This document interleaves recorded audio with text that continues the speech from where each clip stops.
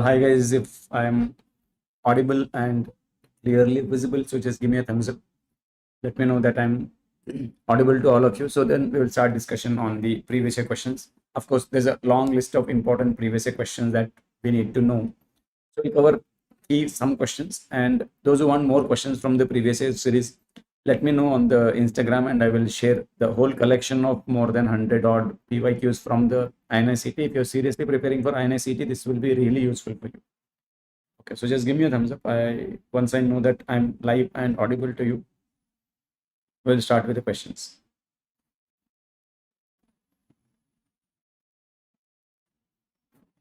Just give me 1 second, guys. I'm not able to see myself live on the.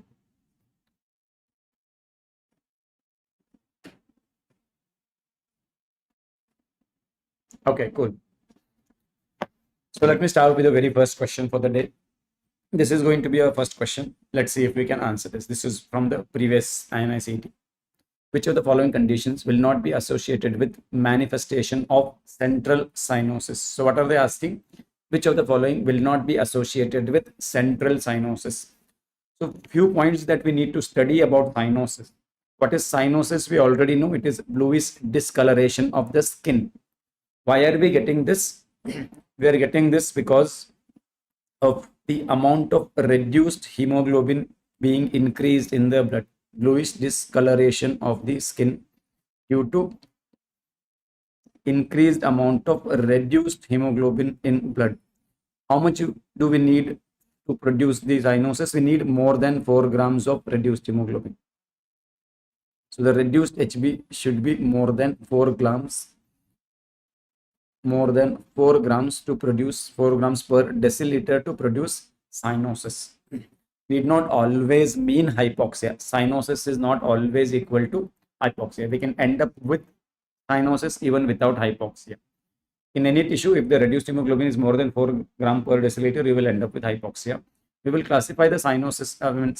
We will classify the cyanosis into central and peripheral. So when do we call it as central cyanosis? And when do we call it as peripheral? The central cyanosis typically, this is typically characterized by hypoxia per se, and because of that, the cyanosis primarily affects along with skin. There is also cyanosis of the mucous membranes. Cyanosis of the mucous membranes. That means we are looking at the cyanosis of the lips, tongue, like lips and tongue. In peripheral cyanosis, it's usually due to vasoconstriction. So when there is vasoconstriction, central cyanosis is usually due to hypoxia. There is truly increased in the amount of reduced hemoglobin. In peripheral cyanosis, it is due to vasoconstriction. Peripheral vasoconstriction. Why would peripheral vasoconstriction happen? Peripheral vasoconstriction can happen because of various causes. One of them is exposure to cold. So when that happens, the blood flow through the peripheries becomes sluggish. So the amount of reduced hemoglobin being cleared from the periphery becomes sluggish, and we can have this peripheral cyanosis. We can also call it is affecting acral part. So you can call it as acrocyanosis. Acral parts means it's primarily affecting hands and feet, which are exposed parts. So central cyanosis is typically truly hypoxic. Peripheral cyanosis is because of vasoconstriction. If I'm in doubt, how do I differentiate? The central cyanosis will not improve on warming the affected parts.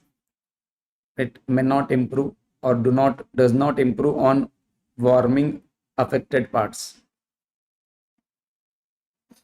But in case of peripheral cyanosis, it is due to vasoconstriction. When we rub the hands, we warm it, the vasoconstriction gets reversed to vasodilatation, and we will have improvement in cyanosis. So this improves on warming. So this is how we can differentiate clinically between central and peripheral cyanosis. Simple words. Hypoxia is there, we will think of central. If there is no hypoxia, still you have cyanosis. It's probably because of peripheral vasoconstriction, we will think of peripheral. So what are they asking here? Which will not be associated? Will not be associated with central cyanosis. So when we are at high altitude, we know there is true hypoxia. So this will produce central cyanosis. When we have pulmonary AV malformation, what do you mean by pulmonary AV malformation? At the level of lungs, we have this alveoli, and around this alveoli, we have pulmonary capillaries. We feed these pulmonary capillaries through a branch of pulmonary artery, and we drain the blood from these pulmonary arteries through pulmonary veins.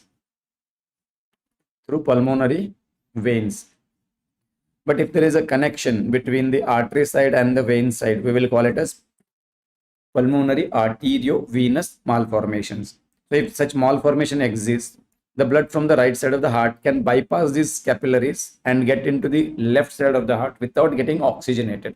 Normally, it will come here, get oxygenated, and then the oxygenated blood go to the left side of the heart. Here, it may bypass it through AV malformation. In that case, again, I have true hypoxia. If I have true hypoxia, we will have central cyanosis. So AV malformation will also have central cyanosis. In methemoglobinemia, the amount of reduced hemoglobin is increased because of methemoglobin being formed. So again, we will have true hypoxia and thus central cyanosis. In hypothermia, there will be peripheral vasoconstriction, and that causes peripheral cyanosis. So here we are expecting to see peripheral cyanosis, not central, because hypothermia, exposure to cold causes vasoconstriction, exposure to warm causes vasodilatation. Our answer here should be option B. Hypothermia is known to cause peripheral cyanosis and not central cyanosis. Okay, so that completes this question. Let's move to the next question now. A 40-year-old male presented to medicine OPD with progressive breathlessness. He was a known smoker who had recently joined a construction company. The flow volume curve and the results are given below. The correct interpretation is seen like for this patient. What is the diagnosis?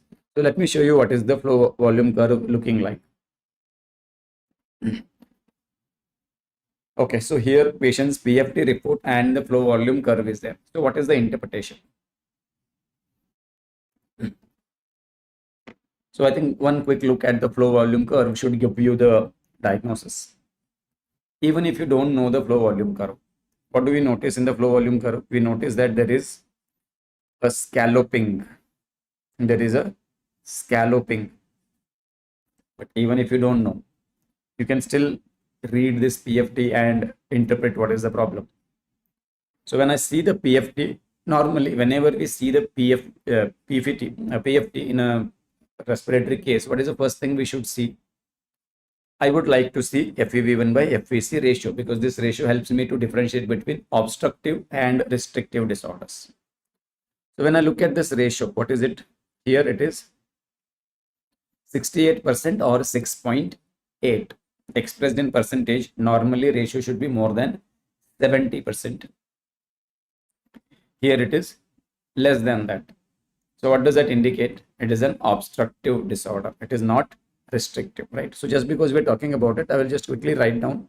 So when we interpret the PFT, the first thing we should see is,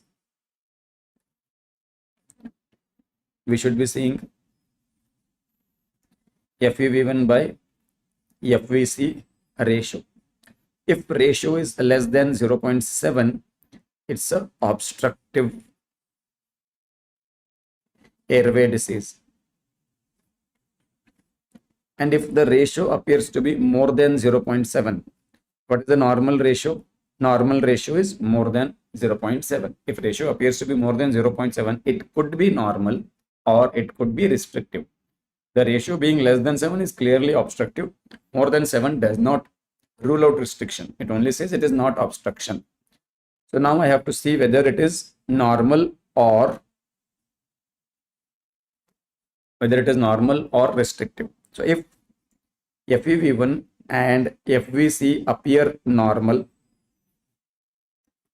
that means ratio is also normal. FEV1, FVC are also normal. Then we will interpret it as fully normal, no restriction or obstruction. But if FEV1 and FVC appear to be decreased, only ratio appears to be normal, that means we are dealing with restrictive disorder. We are dealing with restrictive disorder. So this scalloping is typically expected in obstructive disorder, and ratio less than 0.7 or expressed in percentage less than 70% is typically encountered in FEV1 by FVC ratio less than 70% or 0.7 is typically encountered in obstructive disorder. So by now we know that it is obstructive, so I can easily rule out the restrictive choices. This can't be restrictive. It is obstructive. Now there are two major obstructive disorders that are common. One is asthma, the other one is COPD. The difference between the two is asthma, the obstruction that we get is reversible because it is bronchial smooth muscle constriction which is causing. Smooth muscle relax, obstruction is reversed. In COPD, there is airway remodeling. It is persistent obstruction. So we need to differentiate between the two, and the same point is what we are taking help for. Restriction versus, reversible versus persistent. If I can prove that it is reversible, it's us. If I can prove that it is irreversible, then it is COPD. So for that, what do? We do a bronchodilator reversibility test. So if it is obstructive disease, we do a bronchodilator reversibility test. What do we do here?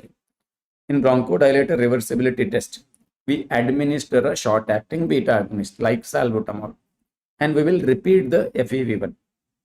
Like let us say I administered a SABA. For this ratio, we already know the baseline FEV1. I am going to repeat an FEV1 after a bronchodilator. We will call this as post-bronchodilator FEV1. And we'll see how much it increased after giving a bronchodilator. If it increased by more than or equal to 12% or by an absolute value increase of more than or equal to 200 ml, means whatever was the previous FEV1, it increased by 12% over and above that, or increased by 200 ml over and above the baseline value, then it indicates that we are dealing with a reversible obstruction, and reversible obstruction is equal to asthma. Reversible obstruction is equal to asthma, that we already know. If there is less than 12% increase, in that case, it is persistent obstruction. It is most likely COPD. Other condition where we can have persistent obstruction is bronchiectasis. That's also something that we can think of. We will count this as persistent or irreversible obstruction. So now let us go back to that picture and see what it is. We have already learned from the scalloping in the loop as well as FEV1 by FVC ratio of less than 70%. We know it is obstructive. And here itself, post bronchodilator values are given. And post bronchodilator FEV1 has increased by 30%. Percentage change is given. Post bronchodilator FEV1 has increased by 30%. To call it as reversible, how much I need? 12%. Here, how much we have? 30%. That means it is reversible obstruction. So that means this is a case of asthma that we are looking at. Clear? So is there any option that fits into it? Obstructive etiology with response to bronchodilator. Obstructive etiology with no response. No response means I would have taken it as less than 12% increase in FEV1. But in this case, we are getting 30% increase in FEV1. So that makes it most likely option A as correct answer. Because here, more than 12% is sufficient to call it as a response to bronchodilator. More than or equal to 12% increase. Here we have got 30% increase. So we will go ahead with option A. Obstructive etiology because ratio was less, scalloping was noticed. And response to bronchodilator is present because instead of 12, we have literally got 30% improvement in FEV. Right? Okay. Now let's go to the next question. Yes, we will count it as asthma. A patient was diagnosed to have chronic hepatitis B infection. Which of them among the following would be correct about serology in this patient? Option A, HBsAg positive, anti-HBsAg negative, anti-HBc IgG positive, HBV DNA negative. Option B, HBsAg negative, anti-HBsAg negative, anti-HBc IgG positive, HBV DNA positive. C, HBsAg is negative, anti-HBsAg is positive, anti-HBc IgG is positive, HBV DNA is positive. Option D, HBsAg positive, anti-HBsAg negative, anti-HBc IgG positive, HBV DNA is positive. What do you think is the answer here? Okay. So what is the situation? This is a case where there is chronic hepatitis B infection. So the moment I see infection, right? What is the marker of active, means presence of infection? Surface antigen should be positive and the DNA should be positive. Then like one of them should be positive to say that there is an ongoing infection. So you say chronic infection means ongoing infection hai, and if ongoing infection is there, either HBsAg should be positive or DNA should be positive. So all those options where HBsAg is negative, they are ruled out. So if there is infection present, infection is equal to HBsAg positive or HBV DNA detectable or positive, then infection is present. Okay. So here there are options which show HBsAg negative. These are not my correct answers. Okay. Next. How do I differentiate? Ab infection is there, whether it is acute or chronic, how do I differentiate? HBsAg positive means infection is there. Patient is having the hepatitis B virus in his liver and body. How do I get to know that whether it is acute or whether it is chronic? Okay. How do we define the chronic hepatitis B? Chronic hepatitis B is defined as surface antigen detectable for 6 months or more. So if I had, let us say I got the test done in Jan, HBsAg was positive. Again, I got it done in July. 6 months is already passed. It is still positive. Now, in this case, I can be very clear that what I'm dealing is a positive, a chronic HBV infection.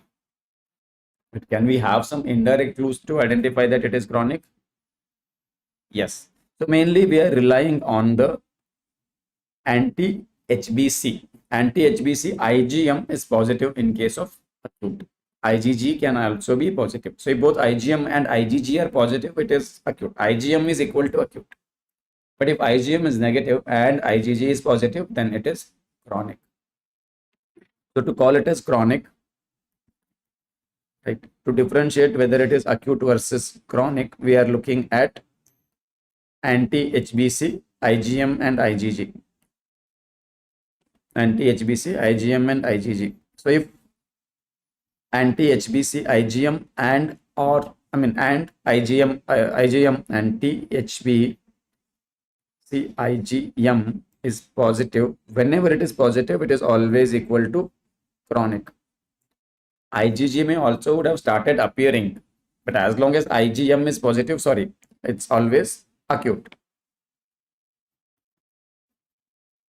And if IgM is negative and IgG is positive, that means infection has happened in the past. So it's chronic now, it's not acute. Anti-HBC, IgM negative, but IgG positive, then it is equal to chronic. So to call it as chronic, IgM should be negative. So any option which is talking about IgM being positive will definitely be counted as acute. So यहाँ पे all the options are talking about IgG positive. It fits the bill. So it doesn't help me to rule out option A or D. Next, anti-HBs. Should it be negative or positive in a case of ongoing infection? So I want you to remember that the surface antigen, that is HBsAg, and its antibody, anti-HBs antibody, these are mutually exclusive. What do I mean by that? If body produces these in sufficient quantities, they will eliminate the surface antigen. So either one of them will be found in a patient, not both. Means if you are finding a patient anti-HBsAg positive, then by that time HBsAg antibody antigen will be non-detectable. If I'm finding the antigen, then antibody will probably, body is not producing antibody in sufficient quantities for it to be made non-detectable. So you will find only one of them. So if surface antigen is positive, anti-HBs has to be negative. Only then it fits the typical description. So anyway, as expected here, both of them are giving negative. Okay, so we have negative, fits the bill. What should happen to the DNA? DNA, if surface antigen is detectable, DNA is even more sensitive. It should also be positive or detectable. So option D perfectly fits the description of chronic hepatitis B infection. This is showing negative, so it can't be my answer. So we will stick to option D. Just few points now. What is the role of the HBe antigen? HBe antigen, as you know, it indicates replicative state. Replicative state. That means if E antigen is positive,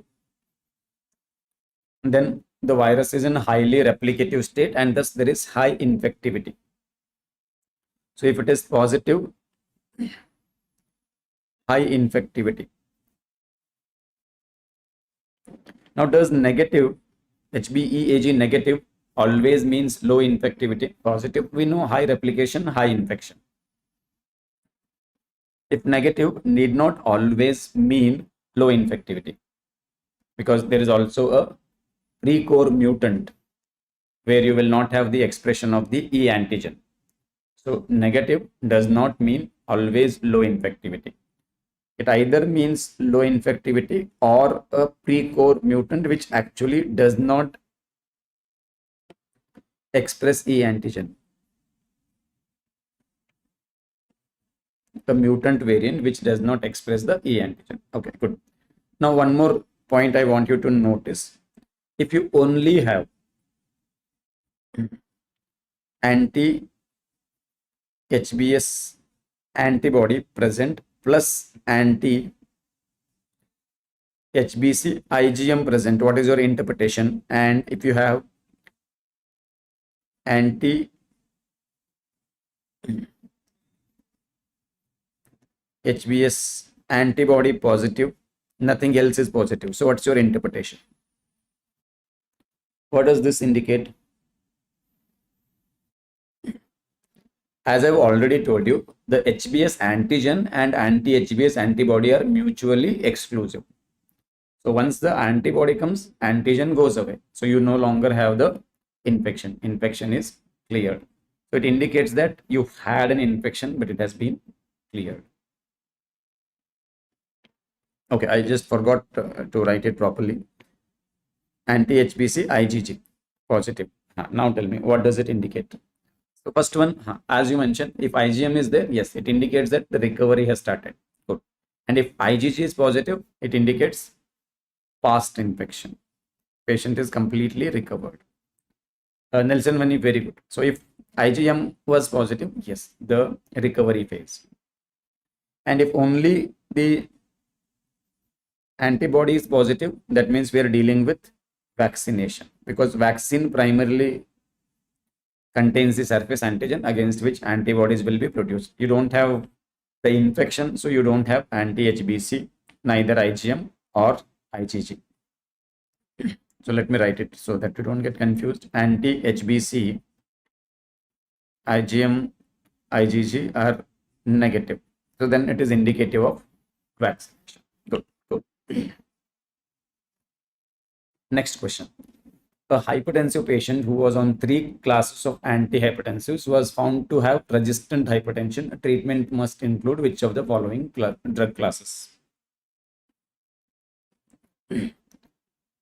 So now, what should be the answer here? This is, I think, a very simple, straightforward question that has been asked multiple times from ages. So there is a patient with 3 classes of antihypertensives and is still not responding. That is exactly when we call it as resistant hypertension. If there are 3 drugs at optimal or maximally tolerated dose, jitna maximum, as maximum patient could tolerate, or whatever dose is considered as optimal, optimal or maximally tolerated dose of 3 drugs fail to achieve target BP. Now, currently recommended target BP, how much is it for hypertensive patients? When do you say it is controlled? When we achieve the target BP, not when the BP comes down with medication. No, we have a target to achieve.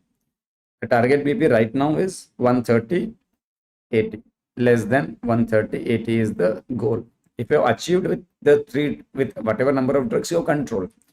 I've used 3 drugs at optimal or maximally tolerated dose and they have still failed to achieve the target BP.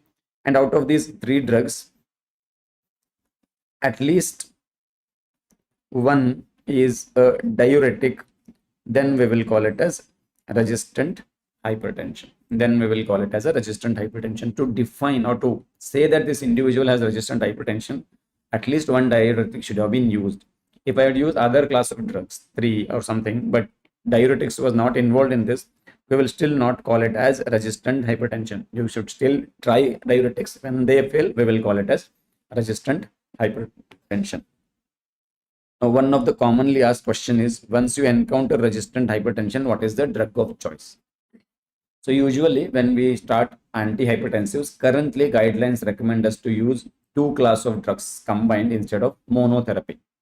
So we preferably use an AC inhibitor or ARB plus a dihydropyridine calcium channel blocker. This is the starting point. We start with relatively low dose. When not controlled, we escalate it to high dose. When not controlled, we generally think of a thiazide-like diuretic being added. When not controlled, we have already reached the stage where we can call resistant hypertension because I started with 2 drugs. AC inhibitor ARB plus dihydropyridine calcium channel blocker. Not controlled, I have added a thiazide-like diuretic. So now I have 3 drugs. Diuretic is within that. Still not controlled. You can call it as resistant hypertension. And the next step recommendation is to start a mineralocorticoid receptor antagonist like spironolactone or eplerenone. So we will count spironolactone as the drug of choice for resistant hypertension. And that does not mean that I will only give spironolactone to the patient. Spironolactone will be an add-on to the existing drugs. So if this patient was already getting a ARB plus a dihydropyridine calcium channel blocker, we will add spironolactone to it. It's not a solo drug to be used for treatment of hypertension. It is an add-on drug. But if they specifically ask what is the drug of choice, this is what we are going to choose as. Okay. Now next question. A 46-year-old male chronic smoker was admitted in the medicine ward with a history of breathlessness, bilateral pedal edema, and right upper abdominal pain. The JVP was found to be elevated and the liver was palpable 8 centimeter. Which cardiac chamber would be under functioning in this patient? What do you think should be considered as the answer here?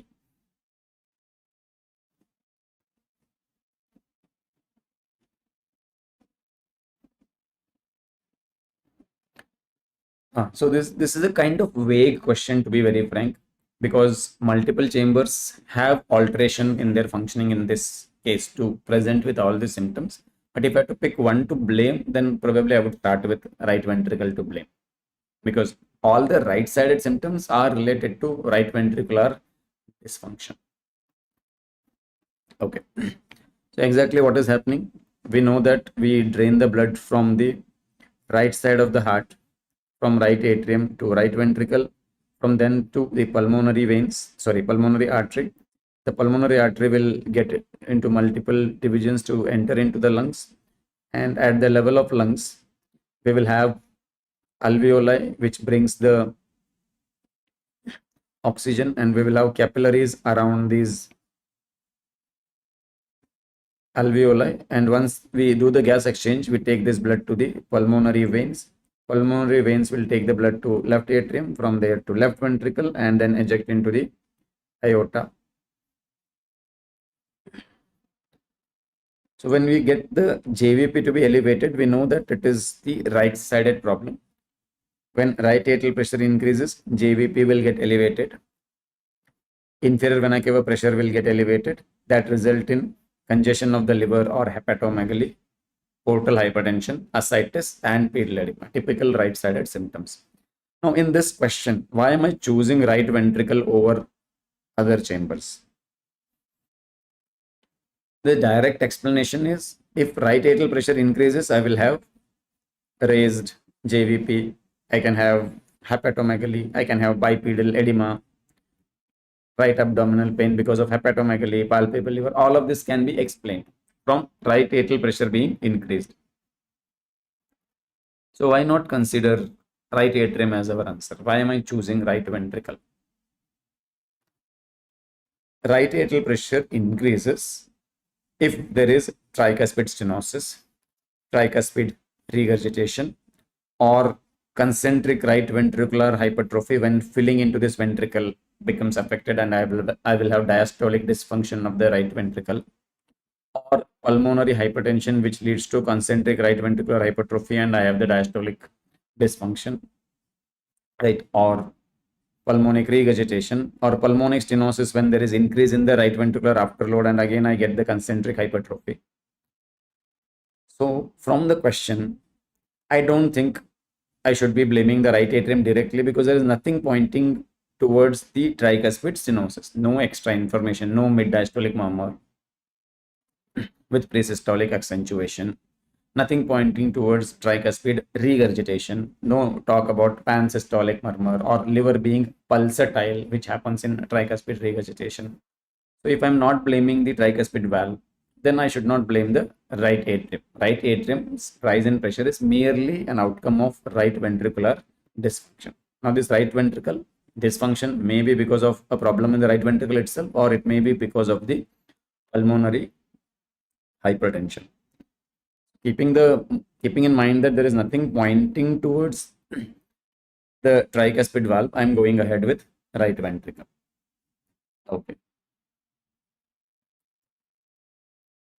Next question. Which among the following can be used to mobilize edema fluid in cirrhosis patients presenting with ascites? See, if they had mentioned a mid-diastolic murmur, then I know it's talking about tricuspid stenosis. Mid-diastolic murmur, again, see, if they mention mid-diastolic murmur in the mitral area, then it is talking about mitral stenosis, right? So then the problem began in the left side of the heart. So I would probably think of the left atrium being the problem. And if they mention that there is a mid-diastolic murmur in the tricuspid area, then I would think, okay, the problem is in the tricuspid valve. Right ventricle is not responsible for the raised JVP, hepatomegaly, ascites, pedal edema. Then I can blame the right atrium in that case. The exit from the right atrium is affected. Yes, yes, Nelson. If they had mentioned that this was a mid-diastolic murmur from the tricuspid area or other clues to say that, you have to consider this as tricuspid stenosis. Like a mid-diastolic murmur is mentioned, which increased on inspiration, pointing towards right side of the heart. Then yes, you can think of right atrium as the answer. So that's why, like, when these questions are recalled by students, they're not properly formed. So I'm just trying to present it the way it was recalled by the students. According to the framing of this question, I would preferably like to choose right ventricle as the answer.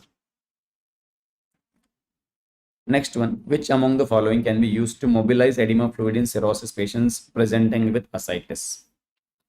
What should I choose answer here? There is eplerenone, furosemide, triamterene, chlorothiazide.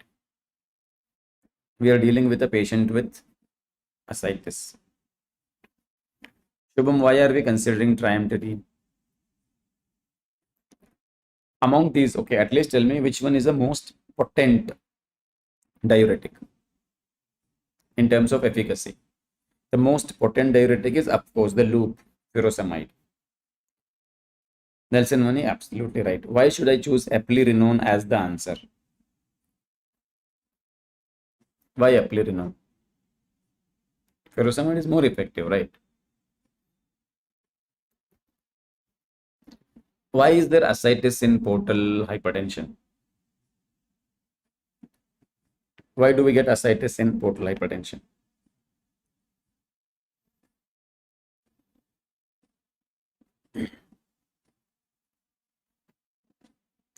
Yes. So whenever we have portal hypertension,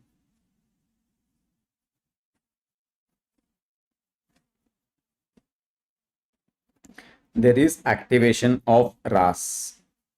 Okay, I'm not getting into the full detailed pathophysiology. We don't have sufficient time. But whenever we have portal hypertension, there is activation of RAS. So RAS includes aldosterone. This aldosterone is going to cause sodium and water reabsorption. And because of this increased sodium and water reabsorption at kidney, we are going to have generalized edema as well as ascites. And that's why when we treat a patient with ascites who has cirrhosis is because of like cirrhosis, if it is causing ascites, it is through portal hypertension. In such cases, of course, we ask them to have salt and water restriction. And though furosemide can help me excrete sodium and potassium, I would preferably like to hit the root cause. And the root cause is aldosterone's overactivity. So if I could block its receptors, that's the best initial step. Despite blocking aldosterone receptor, if I still need some more diuretic action, then I would consider loop diuretics, right? So here aldosterone overactivity is responsible for the third spacing of fluids. So that's why we will block the aldosterone receptor. So I can either choose spironolactone or I can choose eplerenone. So here spironolactone is not given in the option. So we will choose eplerenone. We will try to hit the root pathology. If I'm using already spironolactone at optimally tolerated dose or eplerenone at optimal dose or fully tolerated dose, still there is ascites and I need little more diuretic action, then I would definitely go ahead with furosemide being a potent diuretic. Okay. Of course, I would not like to combine the spironolactone or eplerenone with another agent which is potassium sparing. The risk of hyperkalemia is there, and the thiazides are not very potent diuretics that I could use in a patient with cirrhosis and ascites. Okay. Next, for an acute attack of cluster headache, which among the following can be used in management? So traditionally, we have considered the oxygen at 6 to 12 liter per minute as the drug of choice.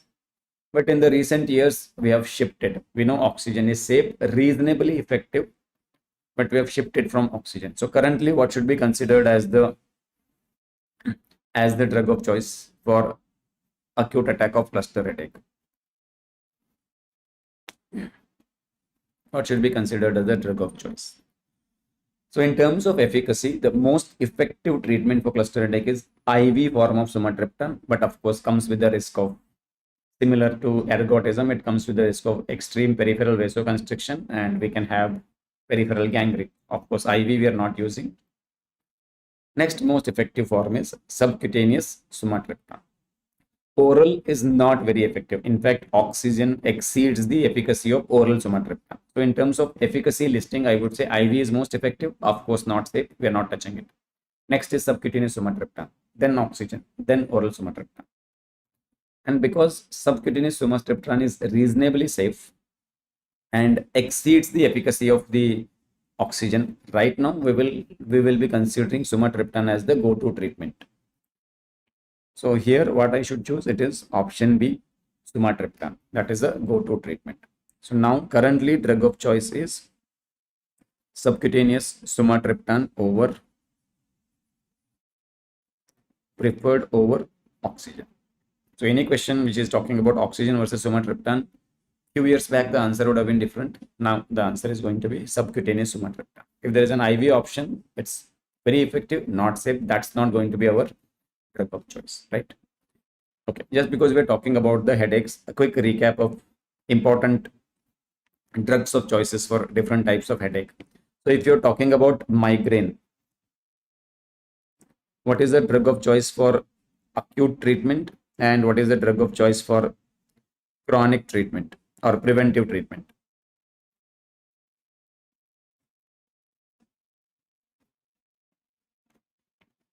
For migraine, what is the drug of choice for acute treatment? Of course, we all know it is triptans. We don't need to use it in subcutaneous form for the migraine. You can use oral or nasal sprays. I personally prefer using nasal sprays because most of our migraine patients are nauseous. They may puke. So it's better to avoid the oral form and choose nasal spray. But guidelines, no differentiation. You can use oral or nasal spray. Triptans are the drug of choice for acute treatment. What is the drug of choice for preventive treatment of migraine? What I should consider as a drug of choice for preventive treatment of migraine? As of now, we are still sticking to propranolol, the beta blocker, as the drug of choice. Various conditions, we have contraindications for propranolol. So there are alternatives that can be used like topiramate, venlafaxine. So those can be considered when there is contraindication to propranolol. Then when it comes to cluster headache,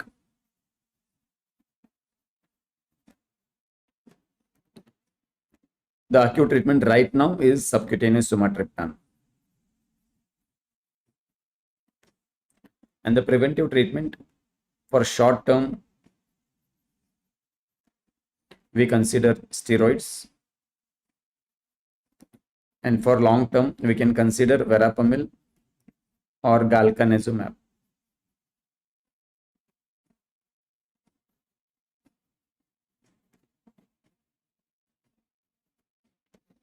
Then we have this paroxysmal hemicrania.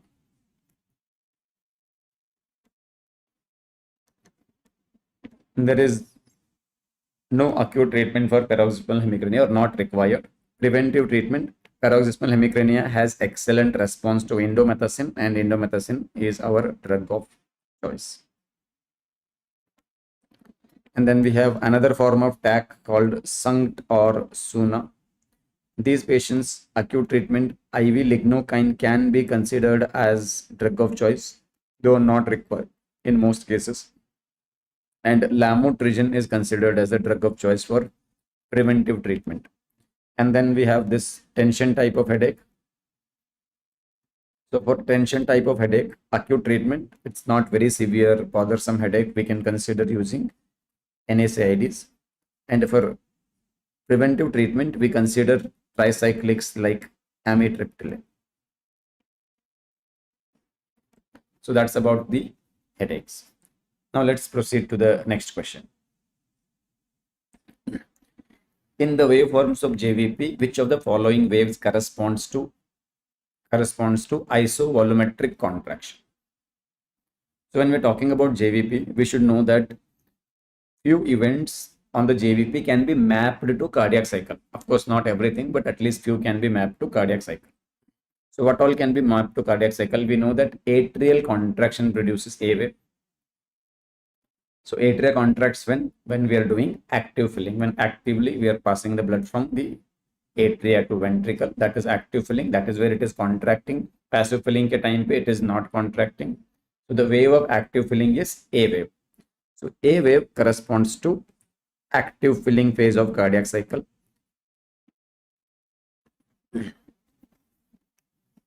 Okay, and then Y descent is also something that I can map on the cardiac cycle. So Y descent corresponds to passive filling phase of cardiac cycle, where there is of the passive filling, that is Y descent. The only other wave I can perfectly map on the JVP is the C wave. C wave maps to the isovolumetric contraction. Isovolumetric contraction. Why do we get C wave? We know that it is because of the bulge of the tricuspid valve into the right atrium. Why is it bulging? Because we are doing the isovolumetric contraction. So if this is my right ventricle, this is my right atrium, I am looking at its pressure through the jugular vein, and we know that the pressure in the jugular vein is directly proportionate to pressure in the right atrium. More the right atrial pressure, more will be the jugular vein pressure. So that's why we are looking at the JVP. So whenever right atrial pressure increases, jugular vein pressure increases. So in the isovolumetric contraction phase,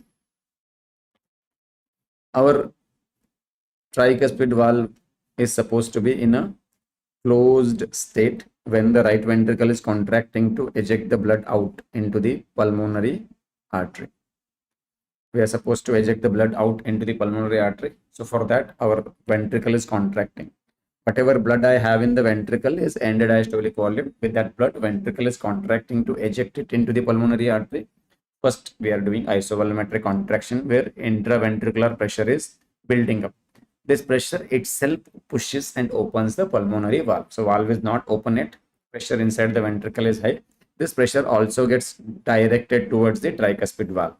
And under this pressure, the tricuspid valve bulges into the right atrium.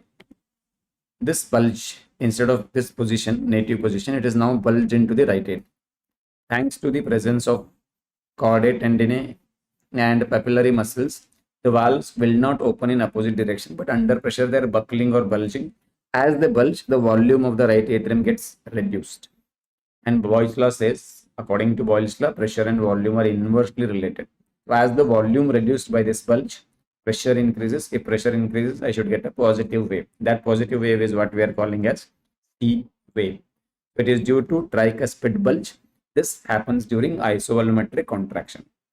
The bulged tricuspid valve will not remain bulged into the right atrium throughout systole. As we finish isovolumetric contraction, we get into the ejection phase, rapid ejection, slow ejection, where the pulmonic valve opens and the blood starts getting ejected into the pulmonary artery. Now this pressure exerted on the tricuspid valve is reduced. As the blood starts leaving the ventricle, ventricular pressure starts dropping down. I'm no longer exerting pressure here, and the valve returns back to its position. So that's why C wave is not going to be a sustained wave. For a very brief period during isovolumetric contraction, tricuspid bulged, gave me a C wave, it returns, atria continues to relax, and X descent continues. So these three things I want you to remember. A wave is active filling, easy to remember because it is A for A. A wave is active filling. Then Y descent is passive filling, and C wave is due to cusp bulge, right? Tricuspid is bulging, cusp bulge, C for C, which is happening in isovolumetric contraction or IVC. So here they're asking which wave is isovolumetric contraction corresponding to. It is option C, C wave. Okay. Next question. Identify the correct statement from the following statements of what EEG. Option A, EEG is not mandatory for diagnosis of epilepsy.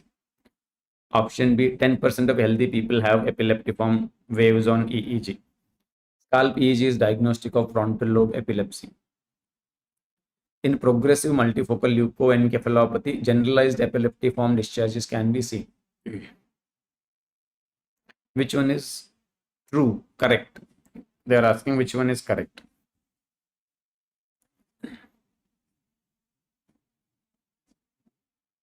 So let me start with option D. In multifocal leukoencephalopathy, you need not have generalized epileptiform discharges. Seizure is one of the complications that we can encounter in these patients. The seizures need not always be generalized. So if it is not always going to be generalized, you need not always have generalized epileptiform discharges. Okay, so I'm not going ahead with this option as of now. Scalp EEG is diagnostic of frontal lobe epilepsy. EEG may not always be accurate in localizing. So I'm not going with this option either as of now. Let us see if I find any better option to say, this is 100% correct. 10% healthy people have epileptiform waves on the EEG. Absolutely wrong. All those spikes, right? All the epileptiform discharges that we have discussed in the EEG, if they are present, it is always abnormal. Epileptiform discharges are not considered as normal. If they are present, they are always abnormal. So this is also a statement that I'm not happy to go ahead with as my answer to count it as correct. Right? No healthy person is supposed to have epileptiform discharges. Even if you're not manifesting with seizure symptoms, you have epileptiform discharges, it is abnormal. So then what is the only option left? Option A. EEG is not mandatory for diagnosis of epilepsy. Yes, it is. Why is it not mandatory? Because interictal EEG may be perfectly normal. So if I get an EEG done between two episodes of seizures, between the two episodes, it may be normal. And just because it is normal, it does not rule out seizures. And just because it does not rule out seizures, it also means that it is not mandatory for diagnosis. So if I have evidence of 2 witnessed seizures, where we clearly know that yes, those episodes were seizures from the history and the corroborative evidence, and there are 2 evidence which are 2 events. Evidence is there from the history or other corroborative evidence, and there is no provocative cause found, right? 2 episodes of unprovoked seizures, both witnessed, easy turning out to be normal. We can still call it as seizure episodes and epilepsy, because two, when do we call it as epilepsy? When 2 or more than 2 unprovoked seizures occur in an individual. Unprovoked means no identifiable cause found. We can call it as epilepsy. So I would say EEG is not mandatory for the diagnosis of epilepsy. So that's the answer we are going ahead with. EEG is not mandatory for the diagnosis of epilepsy. At the same time, another statement I want you to remember is normal EEG does not rule out seizures. If it can't rule out seizures, it can't rule out epilepsy either. Clear? Next one. This is the last question for the day. Those who want the whole detailed collection of the INICET PYQs, ping me on the Instagram and I will share the link. I will share a PDF which has around 100 plus PYQs collected by me and my team, PW MedEd team from last few years. So I'll share that with you. And I would like to come back again live on as the slot is available to discuss the remaining questions.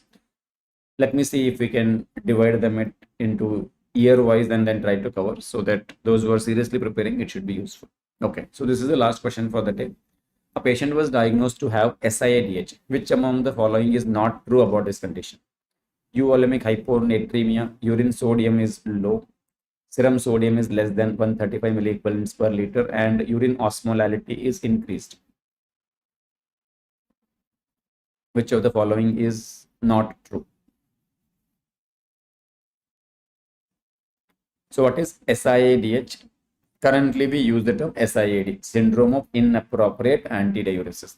At a very fundamental or a simple level, there is abnormally overactive antidiuretic hormone. And what is the function of antidiuretic hormone? Reabsorb more water through V2 receptors and aquaporin 2 in the kidney. So whenever ADH level is high, this will go to kidney, and in the collecting ducts of the kidney, we will have the V2 vasopressin receptors. It will activate it. When we activate the V2 receptors, there is increased production of aquaporin 2. Please remember, ADH involves aquaporin 2 production increasing in the DCT and collecting ducts. So we will reabsorb more and more water back into the plasma and excrete less water. So there is decrease in water excretion and there is increase in water reabsorption. ADH only controls water absorption and not the sodium or other absorption. But as I absorb more and more water, it will cause dilution of the plasma. And because of this subtle subclinical plasma dilution, we will end up with hyponatremia. So SIADH is a type of hyponatremia because of dilution. So it's a dilutional hyponatremia. But there is not so much of water reabsorption that I will have apparent fluid overload. So clinically, it appears euvolemic. At a subtle level, it is a small amount of hypervolemia causing dilution or dilutional hyponatremia. So it is true that SIADH is clinically euvolemic. You don't have edema, raised GVP. That level of fluid overload is not there. And as I decrease water excretion in urine, right, the excreta becomes highly concentrated because water is less. Most of the water is absorbed. So because of this concentration of the urine sodium appears increased. Urine osmolality appears increased because I'm not reabsorbing solutes. I'm not reabsorbing sodium. I'm only reabsorbing water. I'm losing most of the sodium, potassium untouched, undisturbed. Normal physiological wise, whatever sodium reabsorption happens, that is happening. No extra sodium reabsorption. Now urine is more concentrated. Plasma is becoming diluted. Plasma dilutation is causing hyponatremia. Urine becoming concentrated gives you high urine osmolarity, high urine sodium, right? So what all we're expecting in a patient with SIADH? SIADH, it's a form of dilutional hyponatremia, but not overt hypervolemia. Overt hypervolemia, where do we get? In CLD, CKD, heart failure. Right? In those conditions, overactivation of RAS is there. We are reabsorbing a lot of sodium water. So we have overt hypervolemia. Clearly visible edema, raised JVP, ascites, all that. Here, minimally expanded plasma volume. Clinically, it won't be apparent that JVP will be raised or edema will be there. So we end up with euvolemic hyponatremia. So this statement is true. And if there is hyponatremia, serum sodium should be less than 135 milliequivalents per liter. But as we are excreting concentrated urine, urine osmolality is expected to be increased, which is true. But urine sodium is also supposed to be more than 20 or 30 milliequivalents per liter, depending on from which book I'm reading. But definitely urine sodium should not be low. If there is low urine sodium, it is not fitting into the description of SIADH. So that will be our answer here, right? So just let us summarize the diagnostic criteria for SIADH. So to call it as SIADH or SIAD, first thing I need hyponatremia.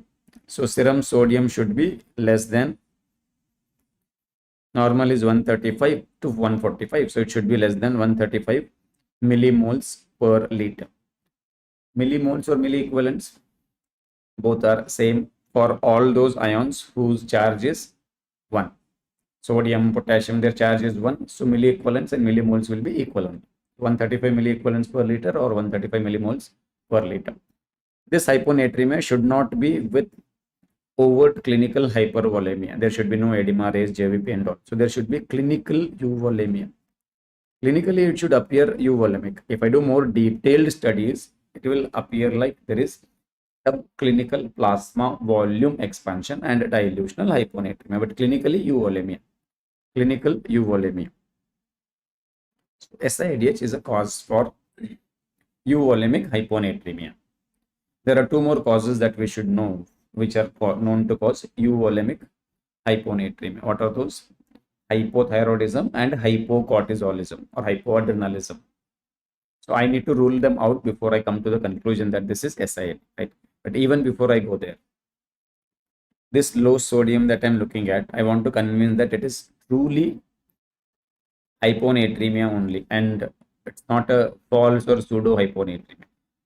So now we know that sodium is the single most important contributor to serum osmolality. Serum osmolality formula includes 2 into sodium plus glucose and urea values added with some numbers to divide it. So sodium is the single most important contributor to serum osmolality. Whenever sodium decreases, serum osmolality should decrease. If I have low sodium but serum osmolality doesn't appear to be low, it's not true hyponatremia, right? So for SIAD, I need true hyponatremia. So I need to make sure that the serum osmolality is low. Normal is 285 to 295. I need it to be less. So less than 280 milliosmoles per liter. Milliosmoles per liter. Next, after this, I need to rule out. What I need to rule out? Hypothyroidism and hypocortisolism. So I need normal TSH and cortisol values, serum TSH, serum cortisol values. Okay. After this, because here ADH activity is increased. ADH level need not be increased. ADH activity, even if level is normal, activity is increased. That's the basic concept or meaning of SIAD. If ADH activity is increased, more water is being reabsorbed, less is being excreted in urine. So you should have urine sodium more than 20 milliequivalents or millimoles per liter, and urine osmolality.